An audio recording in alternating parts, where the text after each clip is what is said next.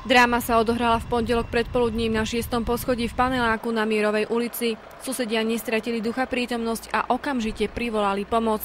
Kým hasiči smerovali na miesto, svedkovia z ulice nechceli uveriť, čo sa deje. Ona stála, držela sa parapetne, ja som myslel, či nechce skočiť nebo co. Ale horela tady na zádoch a naraz zmizla dovnútra, neviem, či ju niekto vťahol, alebo sama skočila, ale dym išiel stále. Ja už som tu stál, tak jak je to byla asi ta matka, úplne nahatá vyšla na balkón. Zo šnúry sa zobrala župan a obliekala sa do župana. Hasiči boli na mieste do 5 minút a začal sa doslova boj s časom. Po príchode na miesto, v podstate hneďka aj na tom poschodí sme našli to opalené dievča, ktoré sme automaticky okamžite odovzdalo lekárom zdravotníckej záchrannej služby.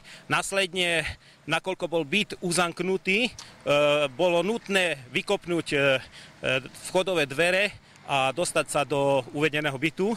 V ňom sa totiž nachádzala ešte matka, ktorá dcéru pri počítači v izbe poliala horľavou kvapalinou a zapálila. Hasiči dvere vykopli, byt sa nachádzal v plameňoch a oheň sa pomaly šíril ďalej. Horela detská časť obývacej izby. Matka bola zamknutá v spálni. Po búchaní na dvere a v podstate upozornení, že byt je v plameňoch, uvedená osoba, čiže matka, otvorila tie dvere a príslušníkmi bola vyvedená do bezpečia na schodište.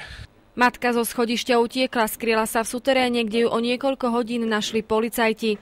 Pokúsila sa o samovraždu a v súčasnosti je hospitalizovaná na psychiatrii v Prešove. Je obvinená z úmyselného trestného činu, obvinená zdraví súbehu so všeobecným ohrozením. V prípade dokázania viny jej hrozí trest odňatia slobody v trvaní 5 až 12 rokov.